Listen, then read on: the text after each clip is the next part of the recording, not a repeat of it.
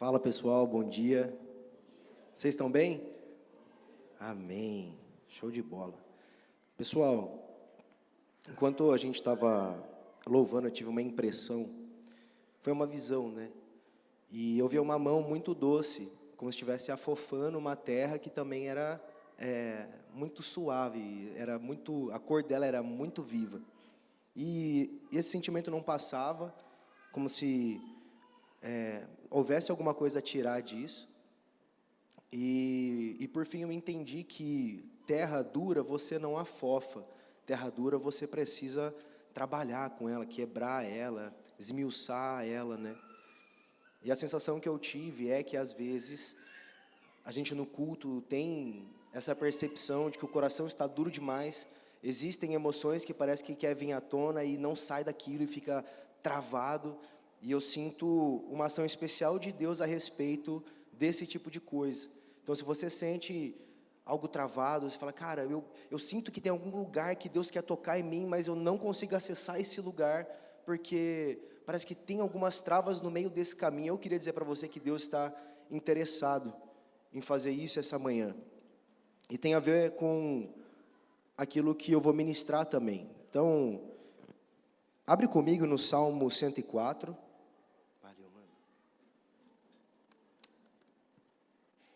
Deixa eu ver se eu acerto aqui.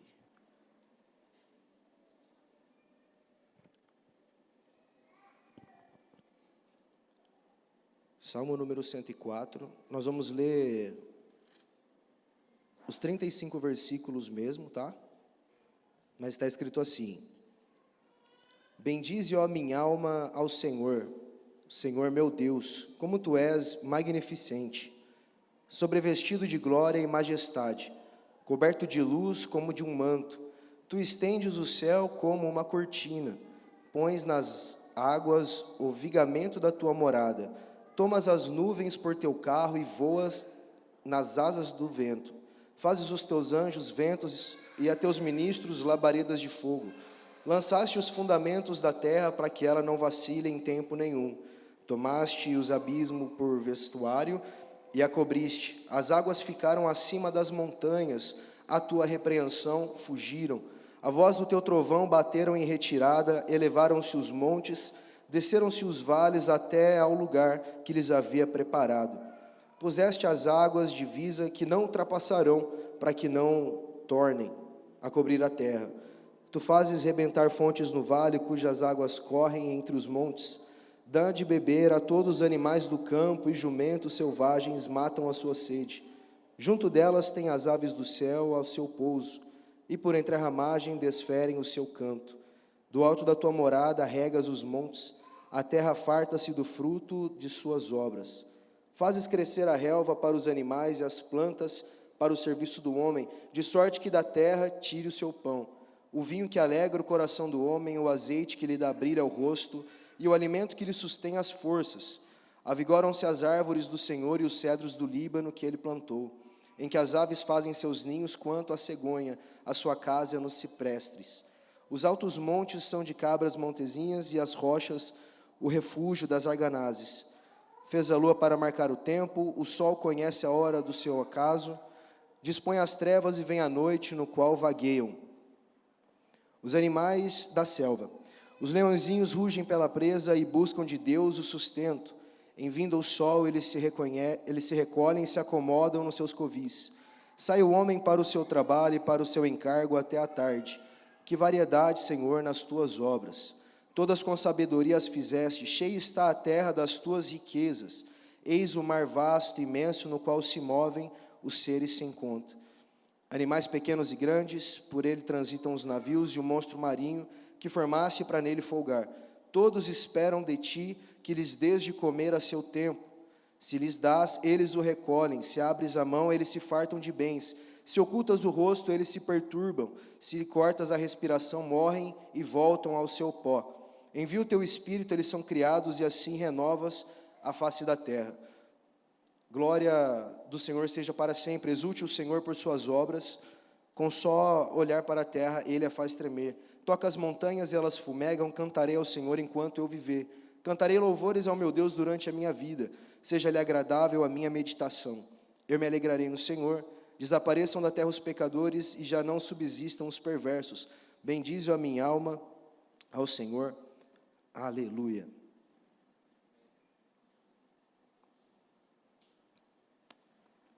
Deu para entender o texto mesmo corrido? Longo, né?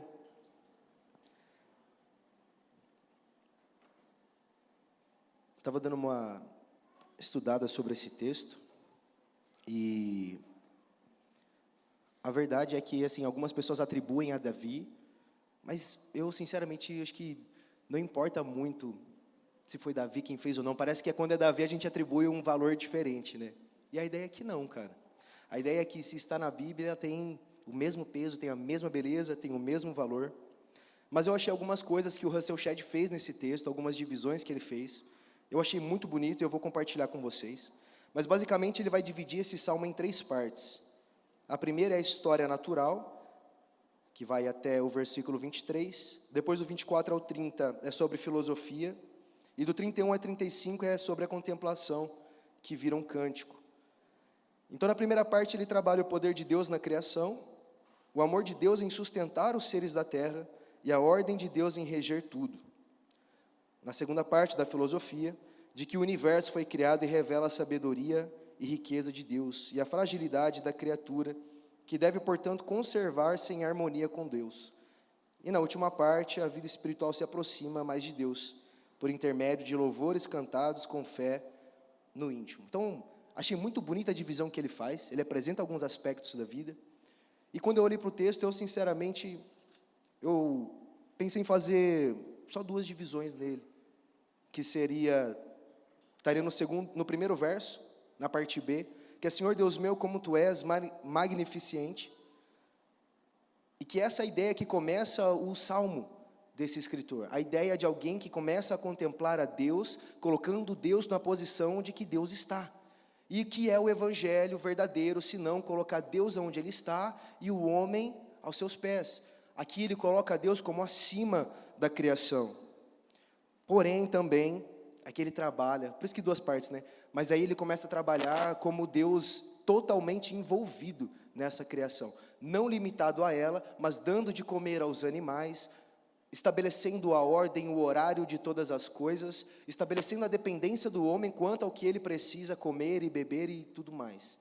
Mas a gente às vezes tem uma ideia diferente da criação de Deus, ou pelo menos a gente não está acostumado a ver ou a tratá-la como Deus e como a Bíblia relata a respeito dela. Parece que a gente se coloca como o centro da criação de todas as coisas, e de fato há algo em especial no ser humano, um lugar que Deus estabeleceu, mas nós não temos um olhar para a criação de Deus como a Bíblia coloca.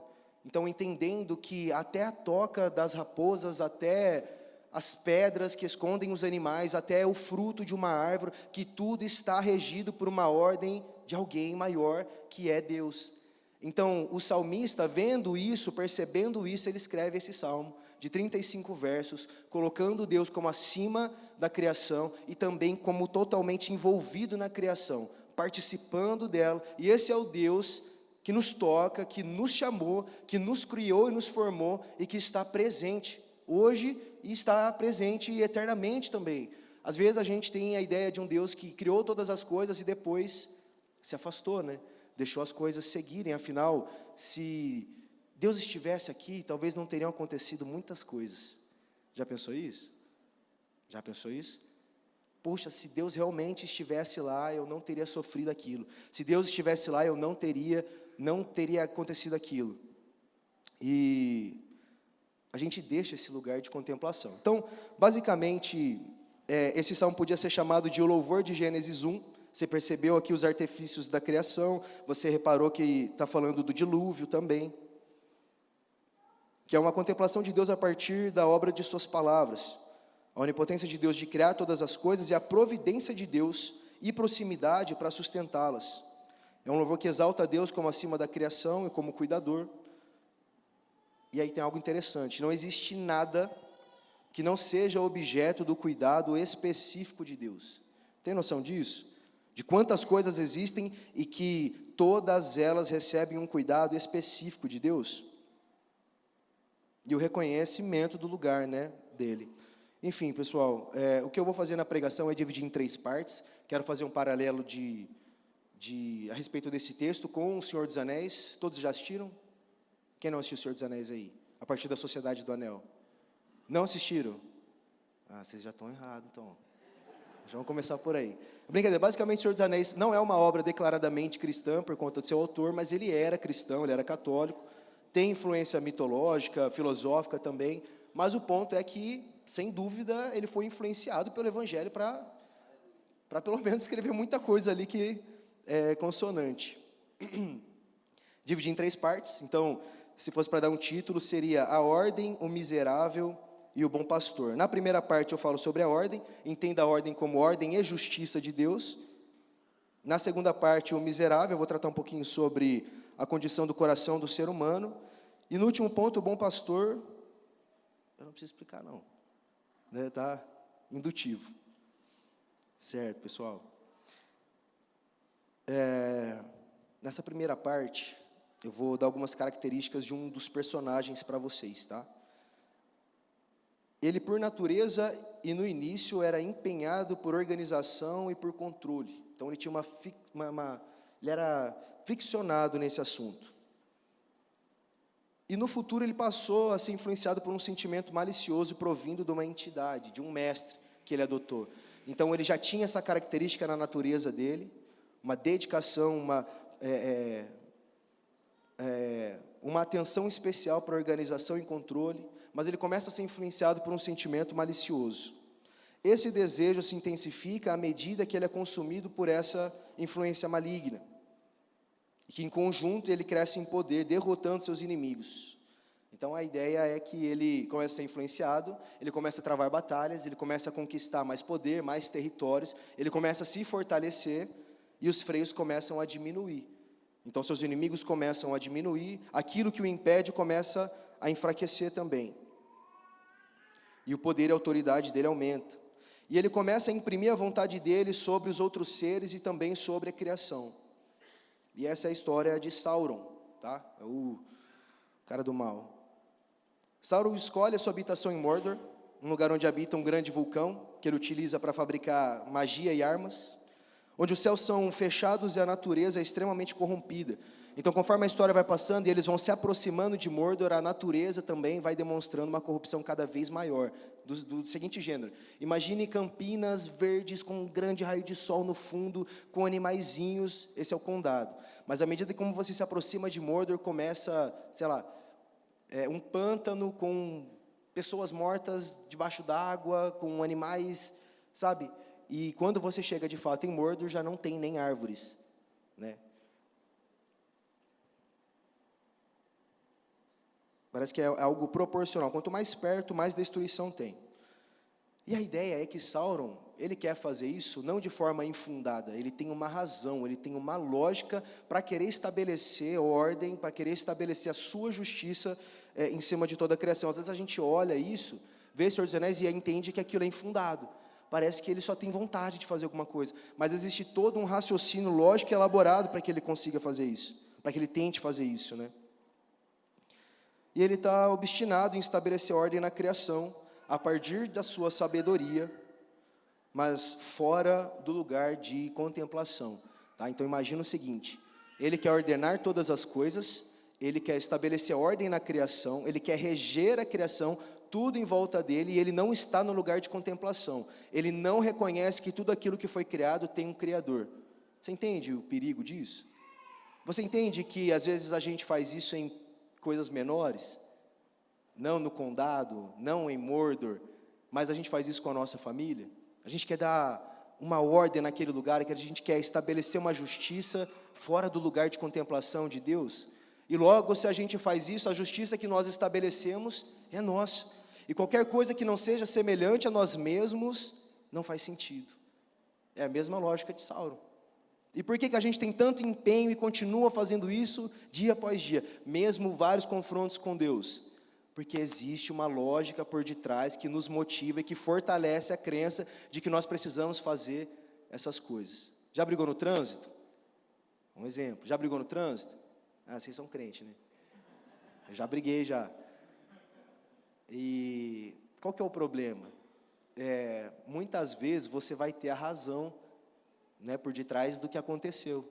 E essa razão vai motivar, vai te dar a convicção necessária para o que você vai fazer a partir dali. Porque afinal é lógica, é matemática, 1 mais 1 igual a 2. O cara me fechou e quase que eu bati o carro, entendeu? E aí essa motivação fortalece aquilo que você vai fazer logo em seguida. Então aqui é um tipo de advertência que seria o seguinte, de que a gente precisa tomar cuidado com o tipo de lógica e raciocínio que a gente esconde por detrás das nossas motivações, não escondendo o fato de que muitas vezes o que a gente quer é imprimir a nossa vontade sobre as circunstâncias ao nosso redor. A gente não quer deixar o ritmo de Deus, a gente quer correr a 200 por hora e virar numa curva acentuada e quer que o carro fique totalmente estável na pista. E quando é o momento de acelerar, a gente quer andar 5 por hora e engavetar todo mundo atrás da gente. E basicamente é o desejo da natureza pecaminosa do ser humano. Então eu sei que talvez você tenha assistido o Hobbit e tenha gostado do Frodo, tenha gostado do Gandalf, mas de alguma forma parece que nós estamos mais próximos de Sauron. Ok? Isso é duro. Foi um baita de um golpe agora. Mas eu acho que faz sentido. E ele tenta fazer isso fora do lugar de contemplação do Criador. Também penso o seguinte, se alguém não reconhece Deus como o Criador de todas as coisas, qual é o valor que todas essas coisas têm? O valor que a moralidade dele assume? Você entende isso? Se eu esvazio Deus de toda a criação, o que sobra? Então eu trato a criação como se fosse uma folha de papel, que eu amasso e jogo fora. Não entendo o lugar dos animais na criação. Sabe, eu me coloco numa proeminência, eu não entendo o lugar de Deus, eu não entendo o lugar da criação, logo, eu destruo tudo que está ao meu redor.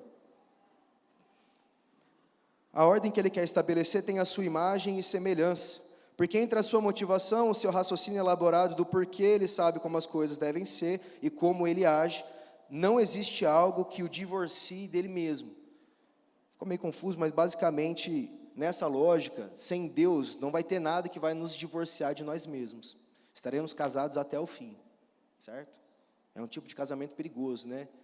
De ser relação tóxica. Então, quis colocar a gente nesse lugar, da nossa natureza caída, nessa comparação com Sauron. E a verdade é que a gente só não tem o mesmo poder e influência que ele tem para estabelecer a nossa ordem e justiça. Tá? Sauron tinha uma grande habitação fortalecida, tinha armas para fazer isso, tinha exércitos para fazer isso, e a verdade é que o que nós temos é um carro popular e talvez um bom emprego, entendeu? Graças a Deus por conta dos freios que Deus estabeleceu em nós. Entende isso? Talvez nós só não cheguemos nessa proporção, não porque não exista a mesma essência em nós, mas porque Deus estabeleceu freios que impedissem isso de acontecer. E faz parte da contemplação entender isso. Nós ordenamos um pensamento elaborado para estabelecer a nossa ordem e justiça, né? Porque existe uma lógica que não queremos abrir mão. Queremos ordenar todas as coisas da nossa vida fora do lugar da contemplação de Deus.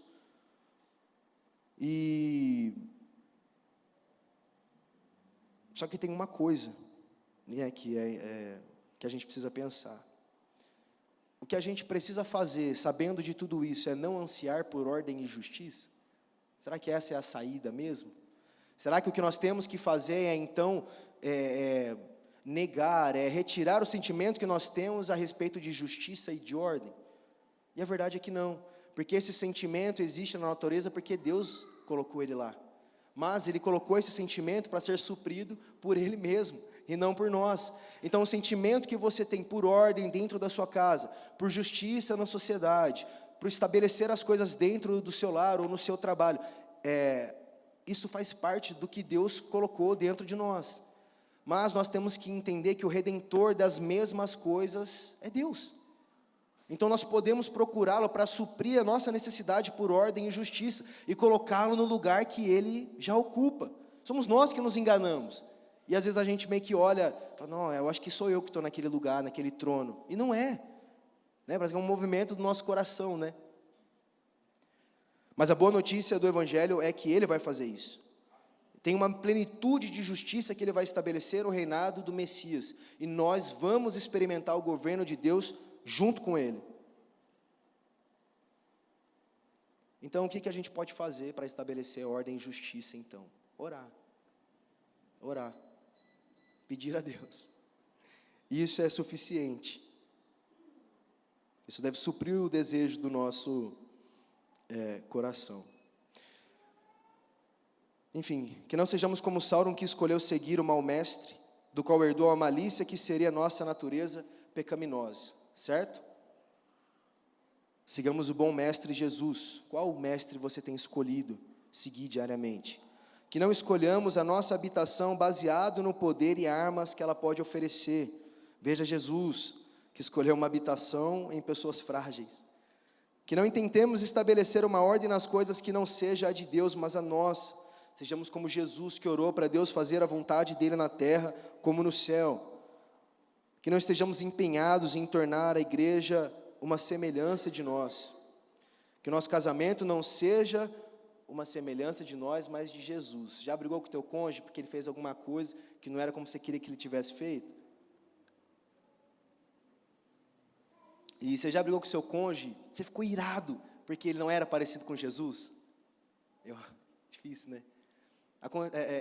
A questão é essa: devemos continuar nos irando de forma santa, não porque o nosso cônjuge não é parecido conosco, porque nossos filhos não são parecidos conosco, mas porque não somos parecidos com Jesus. Faz sentido isso para você? Chegar no teu líder e falar: cara, eu estou extremamente estressado com a minha mulher, com o meu marido, porque eu cheguei em casa e aconteceu isso, e eu estou irado porque ela não foi parecida com Jesus. Certo? Irá, mas não pecar, não quer dizer não irá. Beleza? Redenção na ira.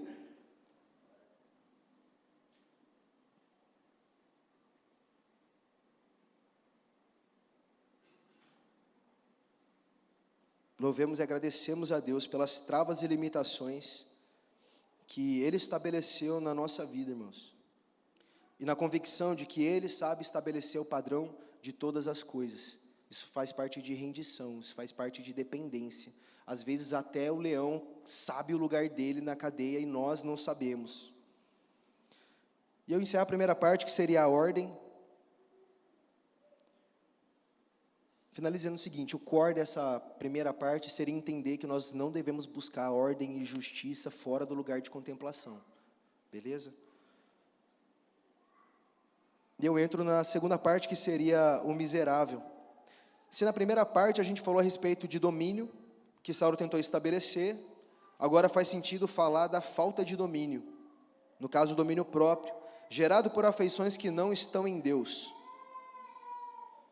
Então, afeições é o que Edwards compara ao termo de coração na Bíblia, certo? A Bíblia não fica separando o homem, razão, corpo, alma. Quando o judeu fala em coração, ele está falando da integralidade do ser, certo? Então ele não fatia, ele dá a peça inteira. E para Edwards, afeições tem a ver com as faculdades da alma do ser humano. Então é algo profundo, é algo que está entranhado, você não consegue separar. As afeições são duradouras e não como uma emoção passageira, são profundas e não superficiais. As emoções estão nas afeições, mas as afeições não se limitam a emoções. Não está desconectada da razão e está ligada a convicções. É neste lugar onde moram os nossos ídolos. Beleza? Quando a gente vai pensar em afeição, a gente pensa em algo duradouro, em algo profundo, em algo que permanece, não é como uma emoção que bate e sai, é algo que está entranhado em nós. E é nesse lugar que nascem os nossos ídolos. Sméagol é o personagem que passa toda a história atrás do seu tesouro. E qual seria a marca de um caçador de tesouros, se não ser parecido com aquilo que ele procura? Sméagol é encontrado pelo um anel que estava no fundo de um lago, na companhia de um amigo. O anel é brilhante. Presta atenção nisso. O anel era brilhante, ele atiçava o desejo do seu coração e os olhos. E provavelmente ele não estava acostumado com uma coisa assim. Pode ser o ouro da joia ou da beleza, mas também o efeito que ela causa, porque ela contém parte de Sauron e desperta cobiça no coração de seus usuários. Para Sméagol, ele encontrou a coisa mais bela do que qualquer outra que ele já tinha visto. E aí você vai um pouquinho para o contexto dele, que estava pescando num belo lago, que morava no condado, onde haviam animais, ótima comida, bom fumo, o clima era agradável, haviam festas regadas a diversão e amigos, só que a experiência que ele tem com um anel é diferente de tudo que ele já havia experimentado. E parece que é a relação de alguém que encontra o seu Deus. Não parece assim? Cara, experimentei da natureza, eu vi os animais, tomei café numa bela manhã, num belo lugar, com a minha bela esposa, mas eu encontrei uma coisa mais preciosa. É a narrativa de alguém que tem um encontro com o seu Deus.